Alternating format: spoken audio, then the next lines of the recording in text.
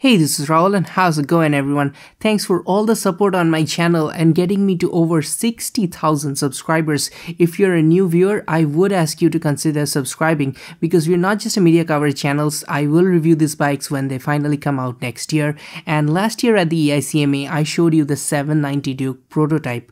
And this year in 2017 EICMA, we have the 790 Duke or the Scalpel. This motorcycle is getting a 799cc parallel twin engine, which KTM is calling the LC8C. And it's making 105 horsepower with 86 Newton meters of torque. Numbers are very important because compared to the bikes that this bike will be competing against, like the Street Triple RS, which makes 123 horsepower, and the Ducati Monster 821, which makes 110 horsepower, the KTM is slightly less, or when you compare it to the RS, it's actually quite a bit less. But when you see the KTM's wet weight, it's only 174 kgs. And that's considerably light than the Ducati Monster, which weighs in at 206 kgs. Comparing to the Street Triple RS, which is 166 kg dry, around 183 kgs wet, the power to weight ratio is pretty similar to the RS, but I expect the RS to be a bit more pricier than the standard version of the 790 Duke. Now, we don't have exact ideas of pricing, so that is pure speculation at this point, but when you take a look at the electronics, that is when you understand why I call this motorcycle a game changer. The bike gets an IMU powered traction control, which is like your gyro sensor, which will guide the data into the traction control system and give you very accurate feel. That means the computer has gotten really intelligent. This technology was first seen on the 2015 Yamaha R1. Really amazing to see that kind of premium technology has made it to a middleweight naked. And it also gets the Bosch's cornering ABS, all the other electronic nannies, a quick shifter, launch control, Supermoto ABS modes, a full color LCD dash, which is going to give you all those rider modes and everything is also going to be there. Apart from that, they've put in a WP steering dampener, which is going to work with the 43mm upside down WP forks up front to give this motorcycle amazing stability.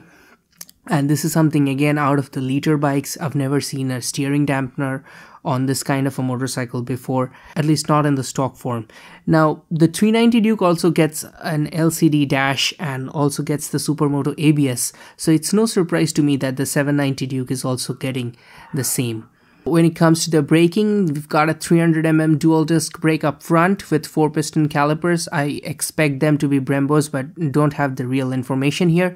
This rear brake will be again a 240mm disc. Now comes to the blockbuster news. This bike will be made in Mattighofen, Austria, and the version for India will be imported via the CKD route and will be assembled in Chakan plant over at Pune by Bajaj, which means India will get this motorcycle without those heavy import duties that the European bikes get. So we will have a motorcycle at a very competitive price tag, and we have seen in past how aggressive KTM is when it comes to pricing their products in India. So I am expecting around 7 lakhs to 7.5 lakhs on road for this motorcycle. Now, this is absolute speculation. I don't have any information.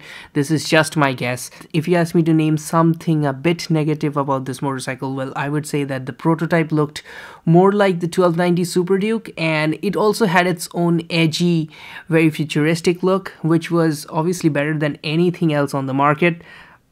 But when I'm looking at the final production version, it's kind of like a scaled up Duke 390, and the headlight console is obviously very reminiscent of the existing 2017 KTM Duke 390, and this may be a little bit of a put off because I was more expecting the 1290's new headlights, and that would have really changed the looks of this motorcycle.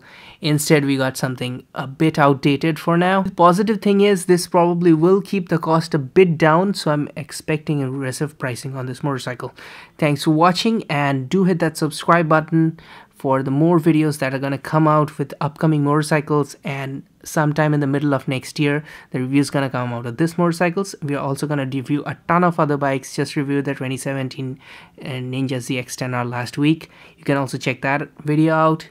Thanks for watching, and I'll see you very soon. This is Rahul. Goodbye.